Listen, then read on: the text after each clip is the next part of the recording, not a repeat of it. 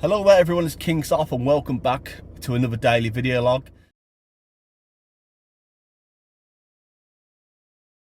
In today's video I'm going to be going through the story of how I went from the British Army over across to the Royal Air Force, because I've had a lot of people now messaging me on Instagram, Discord, X, which once again you can all find down below. All my social medias are down there, even on TikTok where people message me, which has been great and a blessing. But I thought, since there's so many people asking the same question, I'm going to make a video on it.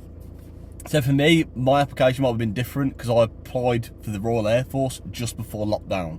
So obviously things might have been a bit different. A lot of different things were done virtual. However, I guess the same sort of things apply, but rather than virtual, you go in person. So for me, before I went to lockdown, I went across to my sergeant. I said, I'm interested in joining the Royal Air Force. I don't want to be in the army anymore, but I want to stay within the military service. She sat there, tried to convince me to stay. I think after about this a 45-minute meeting sort of thing, going over why the army is really good for me, why the RAF isn't a fit for me, I was still convinced about going to the Royal Air Force. They then gave me a meeting with my OC. He did the same thing again. The army's amazing. The Royal Air Force won't let you do this, that, the other. I still wanted to go. I still had enough. So pretty much he wrote down some paperwork, put it across to careers, to my RCMO, which is your Regimental Career Management Officer. I think that's right. And he sent an email across to the Royal Air Force recruitment, went over that, explained what was going on. Royal Air Force contacted me, said, why are you interested in transferring? Went through a whole online meeting with them, a good, once again, about a 45-minute to an hour meeting, going through the benefits of joining the Royal Air Force, why I shouldn't be in the army, for what I want to get out of my military career. And then it became to, okay, like a standard application, put your application in online, put yourself down as a rejoiner. Even though you're not out, it's like you can either be a rejoiner where you apply as a rejoiner for people who are either out the military for a certain period of time, or people who are still serving and want to transfer across service. So I put the application in, and within, I believe it was 6-7 weeks, I got my email back for a first sort of point of contact, like an interview. And it was a corporal down in Birmingham. Can't remember his name, but he was a nice bloke. He openly said, he said, I was Army first, I was Royal Signals. I was like, well, I'm Royal Signals currently, but I want to transfer across. He's like, mate, best decision I ever made.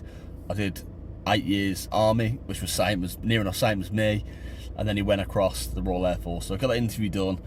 He then arranged seeing what I wanted to apply for, which is obviously tech roles. So I applied to do tech roles because I already studied to do tech roles within the army. So that would save me going back to do training. I wouldn't have to do your phase 1, your phase 2 Royal Air Force. So for those people who want to transfer across from the British Army into a completely different trade, be aware you will have to start again. There is no beating around the bush. You could be a corporal in one role, but if you want to start from the beginning of a completely different trade, get back to the bottom of the pile. That's how it works. That's what's going to happen. You forfeit your pay. It's gone. You're starting from the beginning all over again, even though you might have done 8-9 years. You start a different trade, you start from the beginning. That's how it works. After that, you got me booked to my airman selection test, which is your maths, English, logical thinking, mechanical thinking, and electrical thinking. So pretty much loads of different questions. I think it went on for about 2 hours. I'd finished my exam in about 30 minutes. I was the first one there, so I was early to get there because I hate being late. So I was the first one there, did the exam, finished, and I was like, do I wait to the end or can I go home? They were like, you're finished? I'm like, yeah, I've done, yeah, I'm done.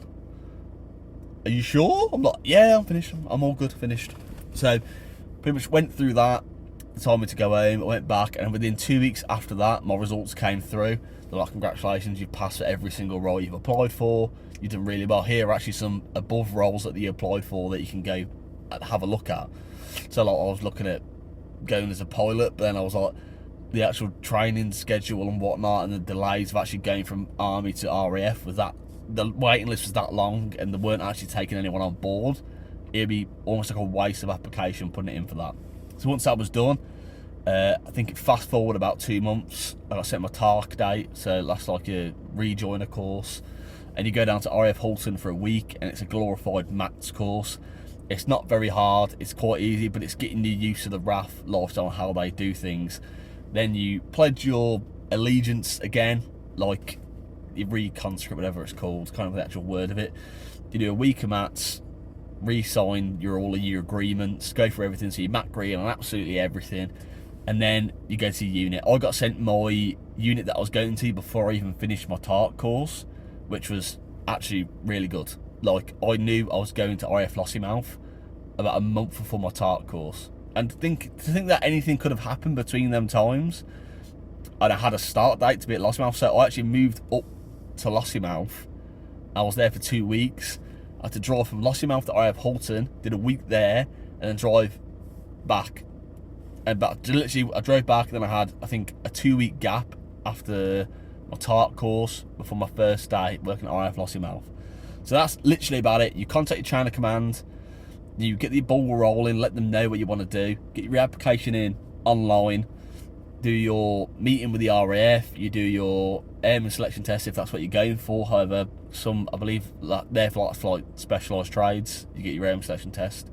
Apart from that, you have your TARC, which is like your mats week, and then you're all good, you're chilling. But anyway, I hope this cleared up a lot of different messages for you guys. And if you have any more questions, let me know. You can let me know whether that be in the comments or whether that be through any of my social medias, which are down below. Or you can catch me live on TikTok. I'm live near enough every day. You can come in and ask questions there. But it has been King Sloth. Make sure to leave a like, comment, subscribe, and I'll see you all soon. Peace.